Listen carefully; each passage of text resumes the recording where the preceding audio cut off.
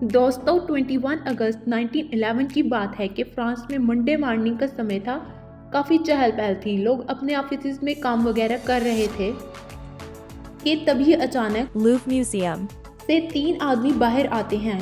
इन तीनों की पिछली रात म्यूजियम के अंदर ही गुजरी थी।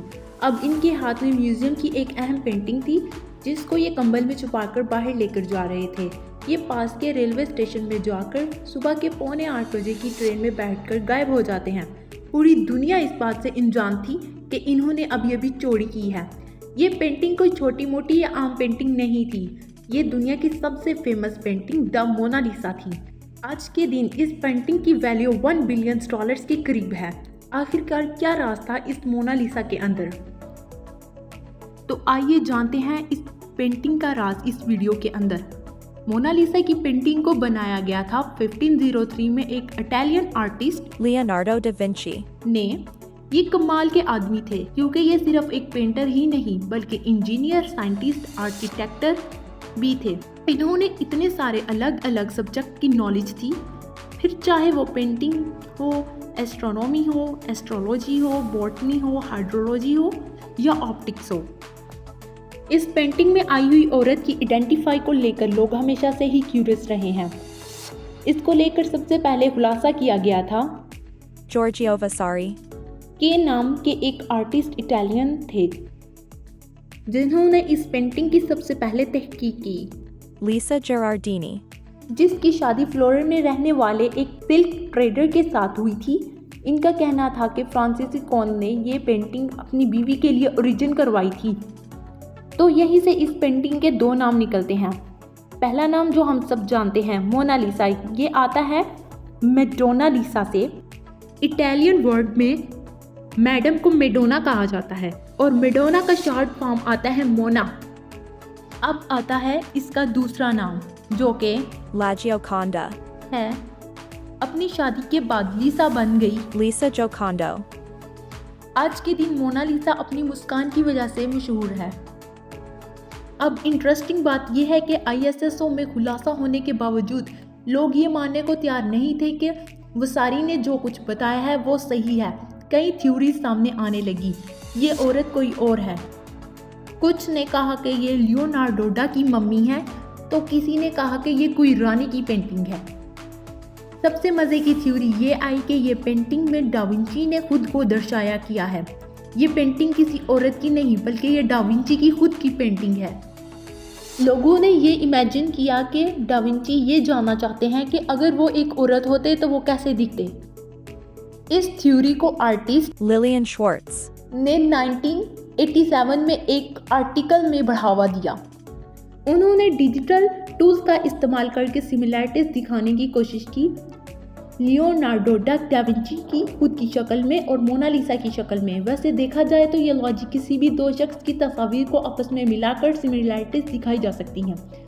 लेकिन आज हम ये कह सकते हैं कि इस पेंटिंग में जो औरत दिखाई गई है वो लीसा जियोकोंडो ही है। फ्लोरेंस में रहने वाले एक प्रोफेसर ने 25 साल तक इस चीज़ पर रिसर्च की। 2004 में इनको एक चीज़ का क्लियर एविडेंस मिला कि इस बात को साबित करने में उन्होंने कहा कि डा विंची का काफ़ी गहरा ताल्लुक था जियोकोंडोस की फैमिली से। साथ ही साथ इन्होंने इसका भी रिकॉर्ड मिला कि लीसा की शादी 5 मार्च 1495 में हुई थी जब लीसा की उम्र 16 साल थी और फ्रांसिस्को की खुद की उम्र 30 साल थी। उन्होंने ये बताया कि लियोनार्डो के फादर्स और लीसा के हस्बैंड एक दूसरे को बहुत अच्छे तरीके से जानते थे। और ऐसा भी हो सकता है कि इस पेंटिंग को कमीशन करवाने का काम लीसा के हस्बैंड का नहीं बल्कि इसके बाप का हो। इनका कहना था कि जब लीसा की ये पेंटिंग बनाई गई थी तब लीसा की उम्र 24 साल थी। इस पेंटिंग को बनाने के 2 रीज़न बताए जाते हैं। पहला रीज़न जब लीसा ने अपना घर खरीदा और दूसरा जब इसका बेटा पैदा हुआ।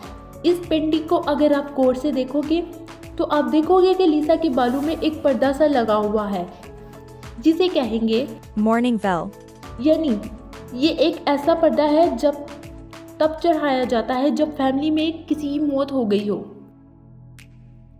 अब एक सवाल यहाँ पर ये भी उठता है कि अगर डाविंची इटालियन थे, मोनालिसा इटालियन थी, तो ये पेंटिंग फ्रांस में क्या कर रही है? इसको लेकर बात कुछ ऐसे है कि 1516 में फ्रांस के राजा फ्रांसिस वन लियोनार्डो को इनवाइट करते हैं कि वो फ्रांस में आकर रहने लगे। इसी के चलते डाविंची इटली से फ्रांस में आ जाते हैं और अपने साथ मोनालिसा की ये पेंटिंग भी ले जाते हैं। इसी बीच डाविंची का इंतकाल हो जाता है और राजा ये पेंटिंग अपने पास रॉयल कलेक्शन के लिए रख लेता है। इसके 150 साल बाद जाकर 1797 में जब फ्रेंच रेवोल्यूशन होती है तो इस पेंटिंग को राजा के महल से निकालकर म्यूजियम में रख दिया जाता है। इसी वजह से ये पेंटिंग चुराई जाती है।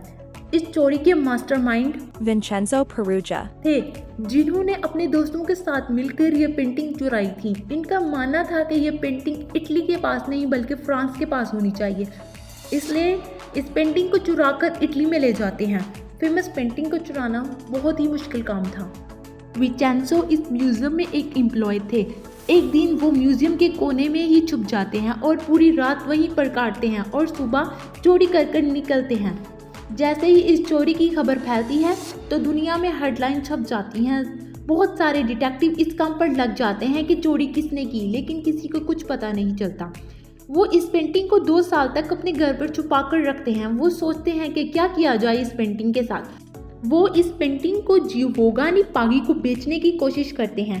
पेंटिंग की स्टैम्प देखकर इनको कंफर्म हो जाता है कि ये पेंटिंग चोरी की है और इनको दुनिया का मोस्ट वांटेड सामान बेचा जा रहा है। इसके चलते ही विचेंजो पकड़े जाते हैं और इन्हें 6 महीने की सज़ा हो जाती है और इस पेंटिंग को दोबारा म्यूजियम में ही रख दिया जाता है।